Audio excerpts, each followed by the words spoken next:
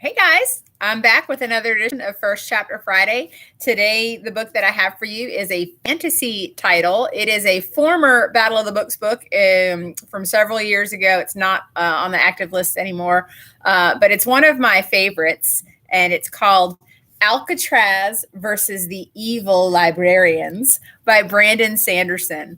So it is a fantasy title. It is a little bit of tongue-in-cheek humor. The author will, in theater, you would call it breaking the fourth wall, but the author will sometimes be talking directly to the reader as you're going through this book. But it's a lot of fun. The evil librarians, because librarians control all the flow of all the information to the world, and if you have some evil librarians, they can control what you know and what you think is real. Not that we know any evil librarians. All right, so here's the first chapter of Alcatraz versus the Evil Librarians. It is a series. There's 5 books in the series. This is the first one. Author's foreword. I am not a good person. Oh, I know what the stories say about me. They call me oculator dramatis, hero, savior of the 12 kingdoms. Those, however, are just rumors. Some are exaggerations. Many are outright lies. The truth is far less impressive. When Mr. Bagworth first came to me suggesting that I write my autobiography, I was hesitant. However, I soon realized that this was the perfect opportunity to explain myself to the public. As I understand it, this book will be published simultaneously in the Free Kingdoms and Inner Libraria. This presents something of a problem for me, since I'll have to make the story understandable to people from both areas. Those in the Free Kingdoms might be unfamiliar with things like bazookas, briefcases, and guns. However, those in Libraria, or the Hushlands, as they are often called, will likely be unfamiliar with things like oculators, Kristen, and the depth of the librarian conspiracy. For those of you in the Free Kingdoms, I suggest that you find a reference book. There are many that will do, to explain unfamiliar terms to you. After all, this book will be published as a biography in your lands, and so it is not my purpose to teach you about the strange machines and archaic weaponry of Libraria. My purpose is to show you the truth about me, and to prove that I am not the hero that everyone says I am. In the Hushlands, those librarian-controlled nations such as the United States, Canada, and England, this book will be published as a work of fantasy. Do not be fooled. This is no work of fiction, nor is my name really Brandon Sanderson. Both are guises to hide the book from librarian agents. Unfortunately, even with these precautions, I suspect that the librarians will discover the book and ban it. In that case, our Free Kingdom agents will have to sneak into libraries and bookstores to put it on shelves. Count yourselves lucky if you found one of these secret copies. For you Hushlanders, I know the events of my life may seem wondrous and mysterious. I will do my best to explain them, but please remember that my purpose is not to entertain you. My purpose is to open your eyes to the truth. I know that in writing this, I shall make few friends in either world. People are never pleased when you reveal that their beliefs are wrong. But that is what I must do.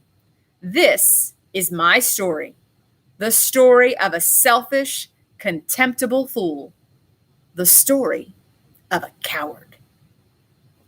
Chapter 1. So there I was, tied to an altar made from outdated encyclopedias, about to get sacrificed to the dark powers by a cult of evil librarians. As you might imagine, that sort of situation can be quite disturbing. It does funny things to the brain to be in such danger. In fact, it often makes a person pause and reflect upon his life. If you've never faced such a situation, then you'll simply have to take my word.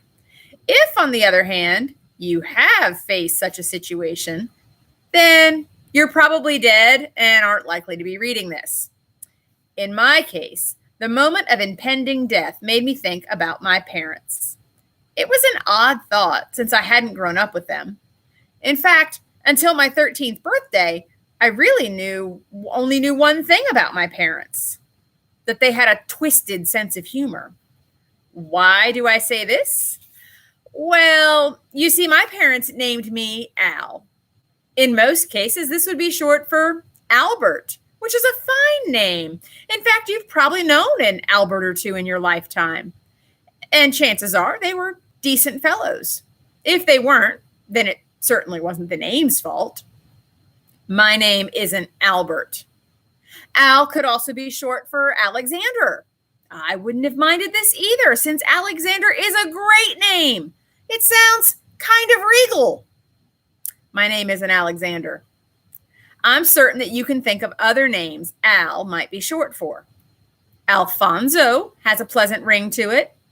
Alan would also be acceptable, as would have been Alfred, though I really don't have an inclination toward butlery. My name is not Alfonso, Alan, or Alfred, nor is it Alejandro, Alton, Aldris, or Alonzo.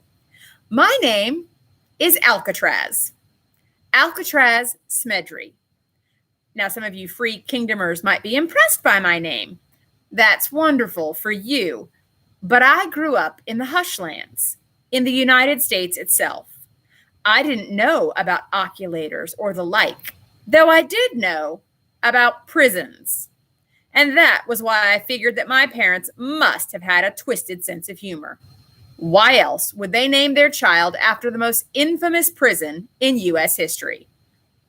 On my 13th birthday, I received a second confirmation that my parents were indeed cruel people. That was the day I unexpectedly received in the mail the only inheritance they left to me. It was a bag of sand. I stood at the door, looking down at the package in my hands, frowning as the postman drove away. The package looked old. Its string ties were frayed and its brown paper packaging was worn and faded. Inside the package, I found a box containing a simple note.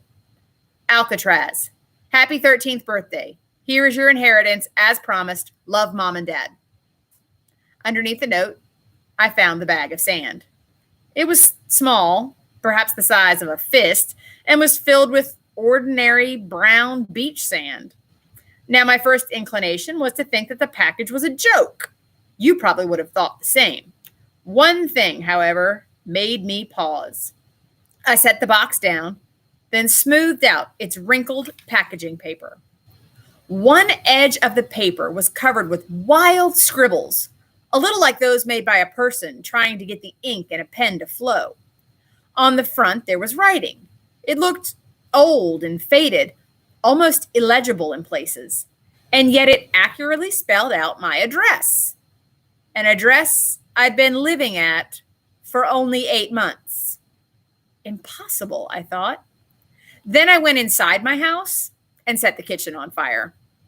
Now, I warned you that I wasn't a good person. Those who knew me when I was young would never have believed that one day I would be known as a hero. Heroic just didn't apply to me. Nor did people use words like nice or even friendly to describe me. They might have used the word clever, though I suspect that devious may have been more correct. Destructive was another common one that I heard, but I didn't care for it. It wasn't actually all that accurate. No, people never said good things about me. Good people don't burn down kitchens. Still, holding the strange package, I wandered toward my foster parents' kitchen, lost in thought. It was a very nice kitchen, modern looking with white wallpaper and lots of shiny chrome appliances. Anyone entering it would immediately notice that this was a kitchen of a person who took pride in their cooking skills. I set my package on the table, then moved over to the kitchen stove. If you're a Hushlander, you would have thought I looked like a fairly normal American boy, dressed in loose jeans and a t-shirt. I've been told I was a handsome kid. Some even said that I had an innocent face.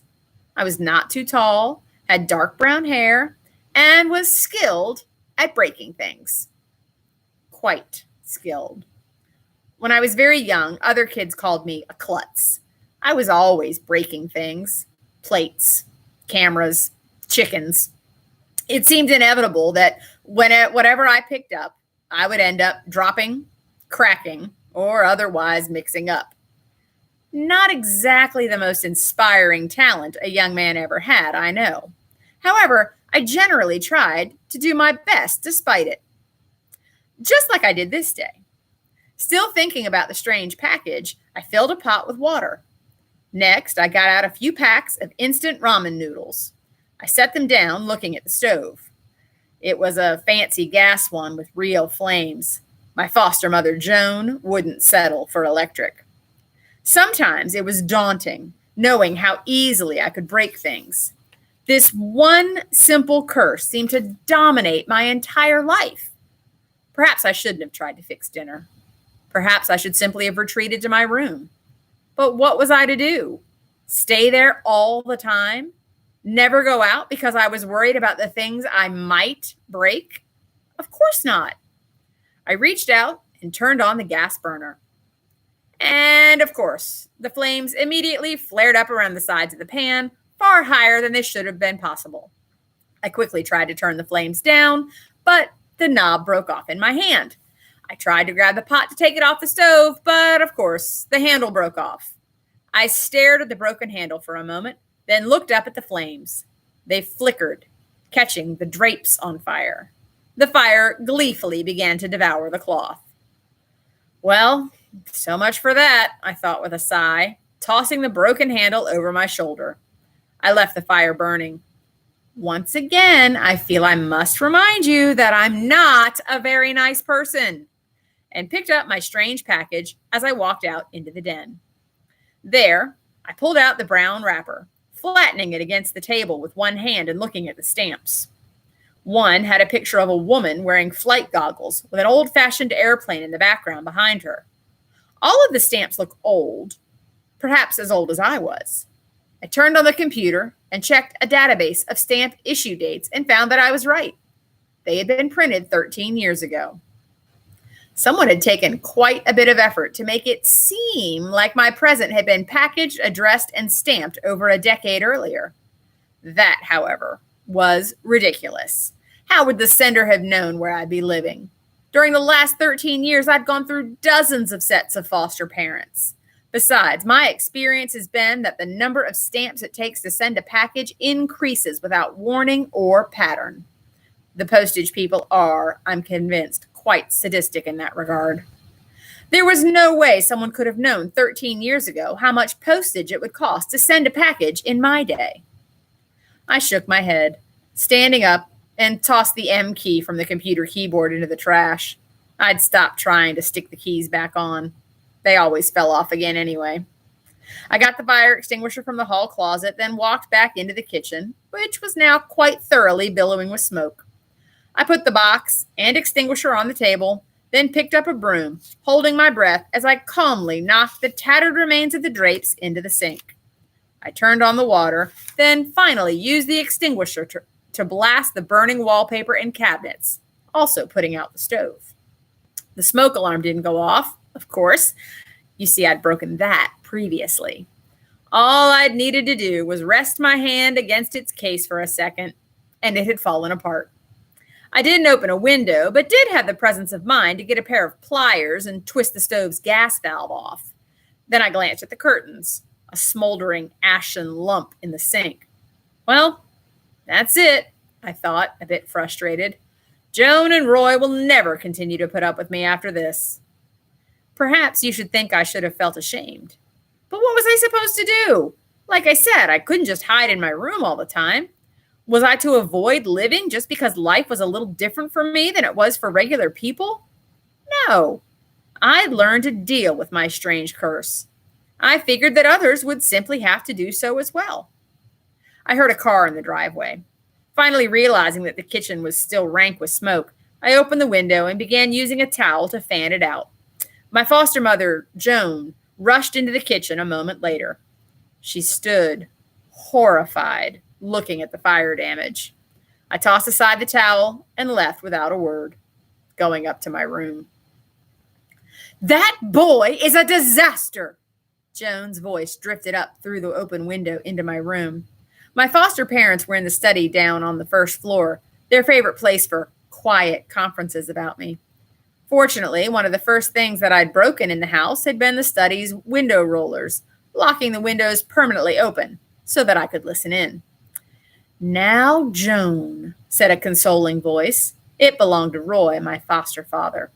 "I can't take it," Joan sputtered. "He destroys everything he touches." There was that word again. Destroy. I felt my hair bristle in annoyance. I don't destroy things, I thought. I break them. They're still there when I'm finished. They just don't work right anymore. "He means well," Roy said. "He's a kind-hearted boy." "First, the washing machine," Joan ranted. "Then the lawnmower. Then the upstairs bath. Now the kitchen. All in less than a year." "He's had a hard life," Roy said. "He just tries too hard. How would you feel being passed from family to family, never having a home?" "Well, can you blame people for getting rid of him?" Joan said. She was interrupted by a knock on the front door. There was a moment of silence, and I imagined what was going on between my foster parents. Joan was probably giving Roy the look. Usually it was the husband who gave the look, insisting that I be sent away. Roy had always been the soft one here, however. I heard his footsteps as he went to answer the door. "Come in," Roy said, his voice faint, since he now stood in the entryway. I remained lying on my bed. It was still early evening. The sun hadn't even set yet. "Mrs. Sheldon," a new voice said from below, acknowledging Joan. "I came as soon as I heard about the accident." It was a woman's voice, familiar to me, businesslike, curt, and more than a little condescending. I figured those were all good reasons why Miss Fletcher wasn't married. "Miss Fletcher," Joan said, faltering now that the time had come. They usually did. I'm sorry to..." "No," Miss Fletcher said. "You did well to last this long. I can arrange for the boy to be taken tomorrow." I closed my eyes, sighing quietly. Joan and Roy had lasted quite long. Longer, certainly, than any of my other recent sets of foster parents. 8 months was a valiant effort when taking care of me was concerned. I felt a little twist in my stomach. "Where is he now?" Miss Fletcher asked. "He's upstairs." I waited quietly. Miss Fletcher knocked, but didn't wait for my reply before pushing the door open. "Miss Fletcher," I said, "you look lovely." It was a stretch. Miss Fletcher, my personal caseworker, might have been a pretty woman had she not been wearing a pair of hideous horn-rimmed glasses. She perpetually kept her hair up in a bun that was only slightly less tight than the dissatisfied line of her lips. She wore a simple white blouse and a black ankle-length skirt. For her, it was a daring outfit. The shoes, after all, were maroon. "The kitchen, Alcatraz?" Miss Fletcher asked. "Why the kitchen?" "It was an accident," I mumbled. "I was trying to do something nice for my foster parents." "You decided that you would be kind to Joan Sheldon, one of the city's finest and most well-renowned chefs, by burning down her kitchen." I shrugged. "Just wanted to fix dinner. I figured even I couldn't mess up ramen noodles." Miss Fletcher snorted. Finally, she walked into the room, shaking her head as she strolled past my dresser. She poked my inheritance package with her index finger, harumphing quietly as she eyed the crumpled paper and worn strings. Ms. Fletcher had a thing about messiness. Finally, she turned back to me. "We're running out of families, Smedry. The other couples are hearing rumors. Soon, there won't be any place left to send you." I remained quiet, still lying down. Miss Fletcher sighed, folding her arms and tapping her index finger against one arm. "You realize, of course, that you are worthless." Here we go, I thought, feeling sick. This was my least favorite part of the process. I stared up at my ceiling. "You are fatherless and motherless, Ms. Fletcher said, a parasite upon the system. You are a child who has been given a second, third, and now 27th chance. And how have you received this generosity? With indifference, disrespect, and destructiveness. I don't destroy, I said quietly. I break. There's a difference. Miss Fletcher sniffed in disgust. She left me then, walking out and pulling the door closed with a snap. I heard her say goodbye to the Sheldons, promising them that her assistants would arrive in the morning to deal with me. It's too bad, I thought with a sigh. Roy and Joan really are good people. They would have made great parents. All right, that's the first chapter. If you want to know what happens the next morning when Ms. Fletcher's assistants show up to try to take Alcatraz, you'll have to pick up a copy of Alcatraz versus the Evil Librarians and read it for yourself. I hope you enjoy.